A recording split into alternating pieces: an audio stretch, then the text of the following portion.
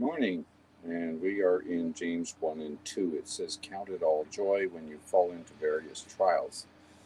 Trials actually can be an opportunity for positive change in your life and mine. We don't like trials. Trials are difficult right from the get go, but it does something in us that makes us reflect and think if we're paying attention. And God can help us through the process, disengaging from the emotional ocean that tosses us everywhere about. That's where trials really get us. In our emotional state, we respond emotionally, we respond with temperament or lack of temperament control, and it can really get under your skin. But God wants us to have victory. So, good morning, Sandra, Rachel, and all our Facebook friends. It's taking the victim issues and turning it into a victory. And that process means that I need to come from a place of peace, not from a place of anger or frustration. That's the thing that gets us. We don't disengage.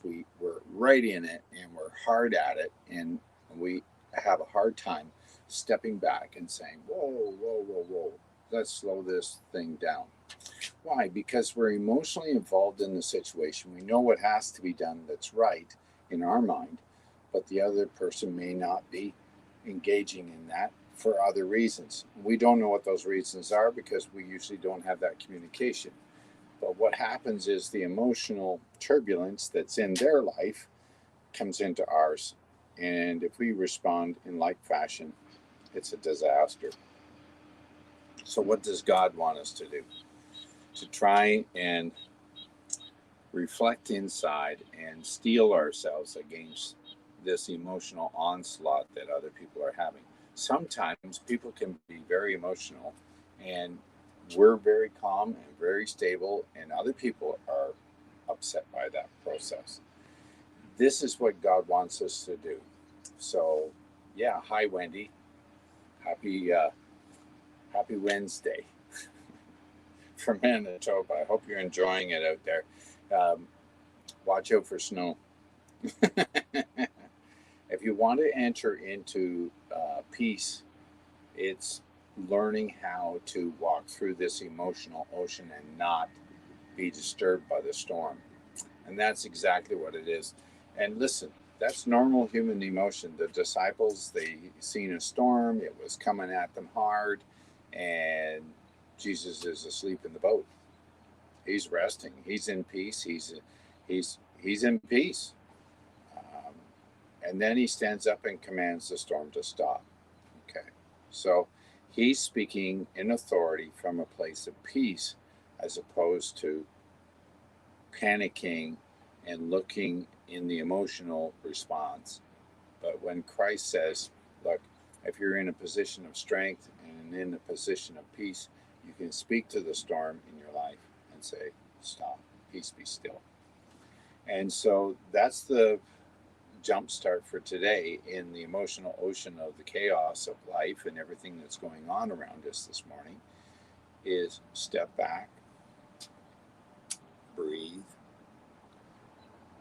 and it's okay to ask God, how would you handle this?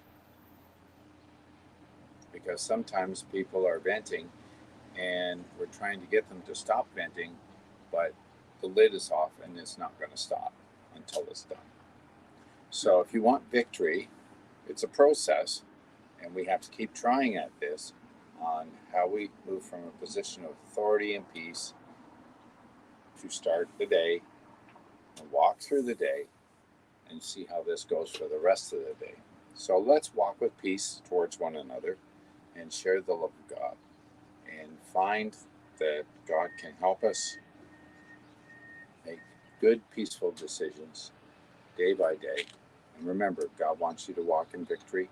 So hear His word, read His word, get it in you, flesh out all the other stuff. Okay. Hi to Neil and Patsy out in Kakabeka Falls, Northern Ontario. It's beautiful up there. I've been all through that area. So, beautiful country. Discover Ontario. And there's so much to discover. So, hi to you folks. Hope you have a great day. Be safe on the road.